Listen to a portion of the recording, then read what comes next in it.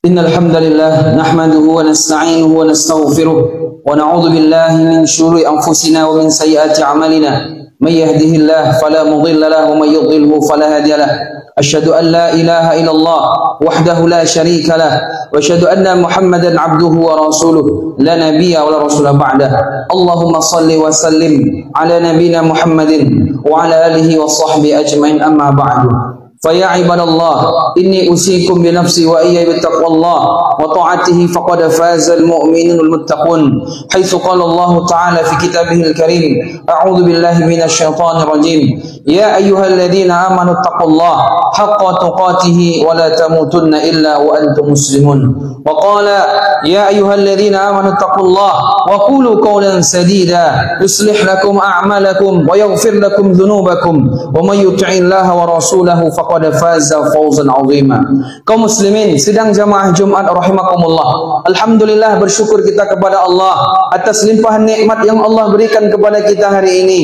Allah berikan kita keselamatan, Allah berikan kita ketenangan, Allah berikan kita nikmat sehat, Allah berikan nikmat lapang, Allah berikan nikmat iman dan Islam yang tidak sembarang orang Allah berikan nikmat itu. Tidak Allah berikan kepada anak Nabi Nuh Kan'an, tidak Allah berikan kepada ayah Nabi Ibrahim Azar, tidak Allah berikan kepada paman Nabi Muhammad Abu Talib nikmat iman dan Islam. Maka tidak ada kata yang lebih pantas diucapkan di awal khutbah oleh khatib kecuali alhamdulillahi rabbil alamin. Salawat dan salam semoga tercurah kepada baginda Rasulullah Muhammad sallallahu alaihi wasallam. Banyak kita berselawat kepada beliau, apalagi hari Jumat. Kata Nabi sallallahu alaihi wasallam, "Man shalla alayya wahidah sallallahu alaihi asyarah. Al-bakhil man dzukirtu indahu falam yusalli alayya." Siapa yang berselawat kepadaku satu kali, maka Allah akan berselawat kepadanya 10 kali. Orang yang pelit adalah orang yang ketika namaku disebut lalu dia tidak berselawat kepadaku. Maka kita banyak berselawat kepada beliau. Mudah-mudahan kelak di hari kiamat kita mendapatkan syafaat beliau. Amin ya rabbal alamin. Kaum muslimin sidang jamaah Jumat rahimakumullah. Dari mimbar ini khatib berwasiat kepada diri khatib pribadi dan kepada jamaah sekalian, hendaknya selalu meningkatkan ketakwaan kepada Allah Subhanahu wa taala. Dalam Al-Qur'an Allah berfirman, "Wa tazawwadu fa inna khairaz zadi taqwa." Berbekallah karena sebaik-baik bekal adalah ketakwaan kita kepada Allah. Orang mulia bukan hartanya yang banyak, bukan orang yang banyak tokonya. Orang yang mulia bukan yang mereka pangkat jabatannya tinggi, tapi orang yang mulia, orang yang layak untuk dihormati dan amat dihormati adalah orang yang paling tinggi rasa takutnya kepada Allah Subhanahu wa taala. In akramakum indallahi atqakum. Orang yang paling mulia di antara kalian, kata Allah, adalah orang yang paling bertakwa kepada Allah Subhanahu wa taala. Kaum muslimin sidang jamaah Jumat rahimakumullah, semua kita ni menuju kepada kematian. Kullu nafsin dha'iqatul maut. Setiap yang bernyawa, setiap yang berjiwa, dia mesti akan merasakan kematian. Kaum muslimin yang dimuliakan Allah Subhanahu wa taala, cepat atau lambat semua kita akan menuju kepada kematian. Dalam satu hadis Nabi sallallahu alaihi wasallam menyampaikan, umur umatku 60 atau 70 tahun. Kalau bapak jamaah yang dimuliakan Allah umurnya 50, hari ini umurnya 50 tahun, Allah kasih jatah 60, 10 tahun lagi dia mesti akan mati. Dan kita tidak tahu, untuk tanggal lahir kita tahu, bulan lahir kita tahu, tahun lahir kita tahu, tapi tanggal, bulan, tahun mati tidak ada yang tahu. Apalagi di akhir zaman, banyak orang mati kadang mendadak, tiba-tiba anak muda, tak jadi jaminan dia lama mati. Dalam satu hadis Nabi mengatakan, inna min iftirabis sa'a ayuhara mautul faja'ah. Di antara tanda semakin dekat terjadi kiamat, banyak orang mati mendadak. Sekarang banyak kita dengar, naik asam lambung, mati, kena emah sikit, mati, sakit kepala, mati. Banyak hari ini orang mati-mati muda. Maka kaum muslimin yang dimuliakan, Allah mengatakan dalam Al-Quran, fastabiqul khairat. Hendaknya kita selalu berlomba-lomba untuk melaksanakan amal-amal kebaikan. Karena waktu yang Allah berikan kepada kita jangan disia-siakan. Pada akhirnya setiap hari kita akan lewati jamaah. Hari Senin kita lewati, hari Selasa kita lewati, hari Rabu kita lewati. Terus berputar satu pekan berputar 1 bulan, 1 bulan berputar menjadi 1 tahun. Terus bertambah dan terus bertambah. Makin hari umur kita makin berkurang, tidak makin bertambah. bertambah. Tapi pastikan amal-amal kebaikan kita makin hari makin bertambah. Umur makin hari makin berkurang, tapi pastikan amal makin hari makin bertambah. Kaum muslimin sidang jamaah Jumat rahimakumullah. Makanya Allah juga mengatakan dalam ayat yang lain, apa kata Allah Subhanahu wa taala? Wasari'u ila maghfiratin min rabbikum. Bersegeralah menuju ampunan Tuhan kalian. Wa jannatin 'arduhas samawati wal ard, yang mana ada surga yang Allah siapkan luasnya langit bumi. Allah siapkan uiddat lil muttaqin. Uiddat lil muttaqin. Allah siapkan hanya bagi orang-orang yang bertakwa. Bersegera kaum muslimin sidang jamaah Jumat rahimakumullah. Dalam salah satu perkataan Imam Hasan Al-Basri, apa kata beliau? Yabna Adam, innama anta ayyam, idza dhahaba yaumun dhahaba ba'duk. Wahai anak Adam, engkau seperti hari-hari. Kalau hari berlalu, maka engkau berlalu sebagaimana hari-hari itu berlalu. Senin, Selasa sudah lewat 2 hari, Rabu, Kamis sudah lewat 4 hari. Terus makin hari waktu kita lewati, makin berkurang jatah di dunia. Allah mengatakan falyatanafasil mutanafisun. Hendaknya orang beriman selalu untuk berlomba-lomba untuk mencari amal-amal kebaikan. Setiap detik kalau bisa ada kebaikan-kebaikan, setiap menit ada kebaikan-kebaikan, setiap jam ada kebaikan-kebaikan. Fa idza faraghta fansab. Kalau engkau sudah selesai melakukan satu amal kebaikan, maka pindahlah kepada amal kebaikan selanjutnya. Kaum muslimin sidang jamaah Jumat rahimakumullah, kita disuruh oleh Allah untuk masalah akhirat, untuk melihat orang yang di atas kita. Tapi untuk masalah dunia disuruh oleh Rasulullah untuk melihat orang di bawah kita. Falyatanafasil mutanafisun. Ketika dia bisa untuk pengajian, kenapa saya tidak? Ketika dia bisa sedekah, kenapa saya tidak? Ketika dia bisa salat duha, kenapa saya tidak? Ketika dia bisa menambah ilmunya, kenapa saya tidak? Dalam masalah akhirat kita lihat orang di atas kita. Tapi dalam perkara dunia, kata Nabi SAW dalam salah satu hadisnya, "Unzuru ila man asfala minkum, wa la tanzuru ila man huwa fawqakum, fa huwa ajdar alla tazdaru ni'matallahi 'alaikum." Lihatlah orang di bawah kalian dalam perkara dunia.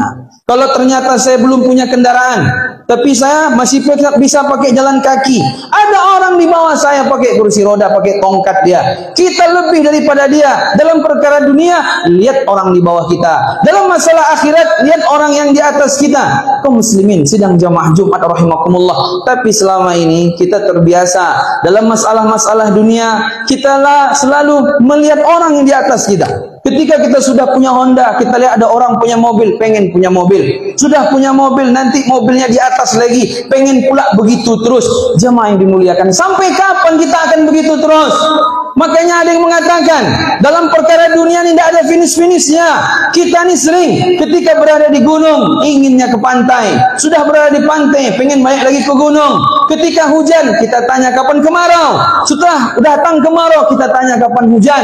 Ketika kita sendiri di rumah, kita pengen keluar rumah ramai-ramai. Sehari, 2 hari, 3 hari bosan, pengen balik cepat-cepat ke rumah, ingin sendiri lagi.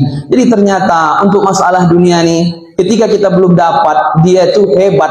Tapi kalau sudah dapat, biasa saja. Bukankah jamaah, kita selama ini punya cita-cita dunia, yang kadang kita melupakan cita-cita akhirat kita. Kita punya cita-cita, ingin punya toko, ingin punya jabatan begini, ingin punya harta, penghasilan begini. Udah dapat kan? Tapi biasa saja. Memang begitu dunia itu. Makanya kata Nabi SAW, "Lau kana libni Adam wadiyan min dahabin labtagha ilaihi masalisan." Anak Adam, kalau diberikan dia 2 lembah isinya emas, mestilah dia minta lembah yang ketiga. Kalau nanti dikasih lembah ketiga, mesti dia minta lembah yang keempat. Begitulah terus. Sampai kapan dia berhenti? Hatta yamla fahu biturab. Sampai tanah masuk mulut baru dia berhenti. Alhaakumut takatsur hatta zurtumul maqabir. Bermegah-megah, berleha-leha telah melalaikan kalian sampailah kalian masuk ke dalam kuburan. Kaum muslimin sidang jamaah Jumat rahimakumullah. Dulu para sahabat mereka berlomba-lomba untuk melaksanakan amal-amal kebaikan. Dalam satu riwayat pernah dikisahkan ketika Nabi SAW memerintahkan para sahabat untuk mengumpulkan harta mereka untuk berinfak, berjihad di jalan Allah. Maka ketika itu Umar bin Khattab mengatakan dalam hatinya, Saya ingin berinfak setengah dari harta saya ingin mengalahkan Abu Bakar. Bersemangat mereka berlomba-lomba dalam kebaikan. Ketika itu kata Umar bin Khattab, saya akan menginfakkan separuh harta saya. Berbeda sama kita. Kalau duit 100 juta yang diinfakkan cuma 100 ribu. Kalau duitnya 2 juta yang diinfakkan cuma 2 ribu. Sebagaimana di kotak-kotak infak yang selama ini berlewat-lewat depan kita. Tapi kalau sahabat beda. Umar bin Khattab, kalau ibarat dia punya duit 100 juta, 50 juta saya infakkan di jalan Allah. Dia berharap bisa mengalahkan Abu Bakar. Tapi apa yang terjadi? Ternyata Abu Bakar justru kaum muslimin yang dimuliakan Allah.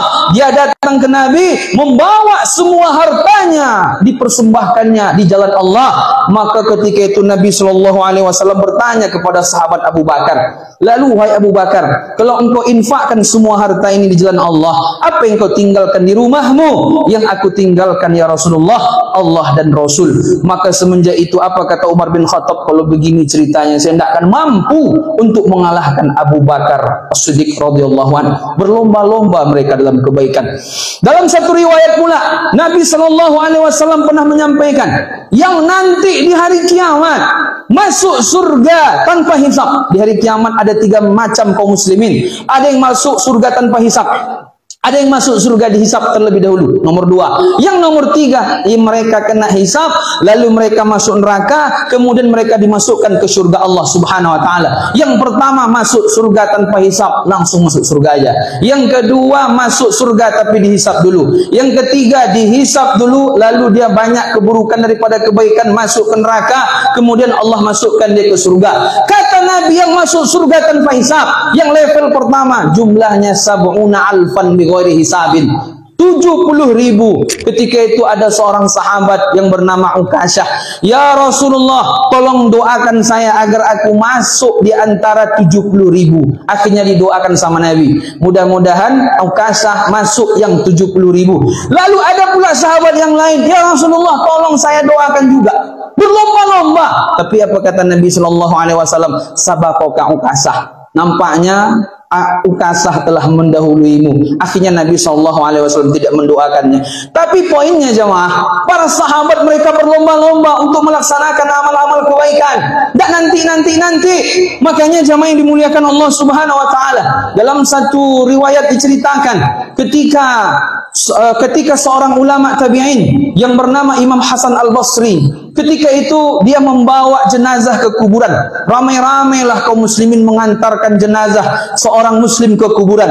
Kemudian ketika itu dia berzikir Imam Hasan Al-Basri. Kemudian ada anak muda mendekat kepada dia, wahai Imam Hasan Al-Basri, kenapa anda berzikir? Kita akan mengantarkan orang ke kuburan, kok anda malah berzikir? Apa kata Imam Hasan Al-Basri? Wahai anak muda, sekiranya mayit ini, orang yang sudah mati di atas keranda mayat yang kita antarkan siang ini, dia bisa kembali hidup, kira-kira apa yang dilakukannya?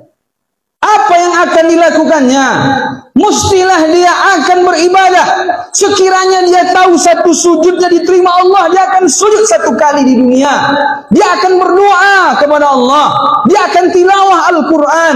Dia akan rukuk kepada Allah. Dia bertaubat akan dosa-dosanya. Betapa orang sudah tahu nilai kebaikan setelah dia mati. Kalau bapak belum mati, makanya belum tahu betapa nilai kebaikan itu sangat mahal. Kenapa hari Jumat salat subuh rakaat pertama dianjurkan, disunahkan baca surah As-Sajdah? Kata ulama sebagian, karena hari Jumat kiamat. Tidak akan terjadi kiamat kecuali hari Jumat. Dan hari Jumat semua orang menyesal, karena orang kiamat dibagi 2, kiamat besar, kiamat kecil. Kiamat kecil matinya kita, kiamat besar hancurnya alam semesta. Surat As-Sajdah isinya penyesalan. Di antara bunyi ayat yang kita sudah hafal, Rabbana, ya Tuhan kami, absarna, mata telah melihat, wasami'na, telinga telah mendengar, farji'na, kembalikan kami ke dunia, na'mal solihan, kami berjanji akan beramal soleh, inna mukinun, kami sudah yakin. Orang kalau dia sudah mati dia yakin, kalau belum mati dia nggak yakin. Sebagaimana kita hari ini memang belum pernah nampak azab kubur, memang belum pernah nampak malakul maut, memang belum pernah nampak malaikat yang memukul orang ketika tidak bisa menjawab man rabbuka. Belum nampak dia azab kubur itu, belum nampak dia bagaimana tulangnya dirubuk oleh kuburan. Maka kaum muslimin, kata Imam Hasan Al-Basri kepada anak muda tadi, oh anak muda, sekiranya orang yang mati ini bangun, gimana kira-kira? Dia mesti akan beribadah, meskipun sekejap saja. Tapi ketahuilah, dia nggak akan pernah bangun, karena dia sudah mati. Maka ketika itu, jadikanlah engkau seolah-olah seperti dia yang sudah mati, kemudian dibangunkan oleh Allah. Maka kamu akan beribadah dengan segera. Makanya apalagi bapak-bapak jamaah yang dimuliakan yang sudah tua-tua, beribadah sebanyak mungkin. Jangan lagi main ini, main itu, pergi sana, pergi sini, beribadah. Makanya kata Imam Malik, dulu para salafus saleh, kalau mereka sudah beranjak umurnya 40 tahun, mereka mulai menyendiri untuk iktikaf, banyak beribadah. Apalagi umur sudah 75 tahun, belum juga taat lagi beribadah. Mau sampai kapan akan begini-begini terus di dunia ini? Kaum muslimin yang dimuliakan Allah Subhanahu wa taala, tidak ada yang dicari kecuali amal saleh. Maka selalu kita berlomba-lomba untuk mencari amal-amal kebaikan. Ada peluang sedikit kebaikan, langsung beribadah. Ada peluang sedikit, langsung beribadah. Ada peluang sedikit, langsung beribadah. Makanya Nabi SAW menyampaikan dalam hadis riwayat Imam Hakim, Ightanim khamsan qabla khamsin. Manfaatkan 5 hal sebelum 5 hal datang. Hayataka qabla mautika, hidup sebelum mati. Sihataka qabla saqamika, sehat sebelum sakit. Faraghaka qabla sughlika, lapang sebelum sibuk. Syababaka qabla haramika, muda sebelum tua. Ghinaka qabla fakrika, engkau punya harta sebelum Allah akan ambil harta itu. Maka manfaatkan sebaik mungkin kesempatan yang Allah berikan. Dalam satu hadis Nabi SAW juga pernah menyebutkan, badiru bil a'mali fitanan kaqitalil muslim, yusbihur rajulu mu'min wa yumsi kafiran, wa yumsi mu'min wa yusbihu kafiran, yabi'u dinahu bi'arad minad dunya. Rawahu Muslim. Di akhir zaman kata Nabi, segeralah kalian beramal, segeralah kalian beramal sebelum datang nanti fitnah-fitnah, penghalang-penghalang bagaikan gelap malam gulita yang pekat malam gulita, yang mana paginya orang beriman, sorenya kafir, yang mana sorenya beriman, paginya dia kafir, dia jual agamanya karena dunia. Disitulah berkata Imam Ibnul Jauzi, apa kata beliau, jamaah yang dimuliakan Allah Subhanahu wa taala, iyyakum wat taswif fa innahu akbar min jururis syayatin. Jauhilah oleh kalian kata-kata nanti, karena nanti orang enggak sempat taubat, karena nanti orang enggak sempat sholat, karena nanti tidak sempat dia menyedekahkan, karena nanti kematian terlebih dahulu datang kepada dia, karena nanti adalah tentara setan yang paling besar. Fa'tabiru ya'wil absar la'allakum turhamun.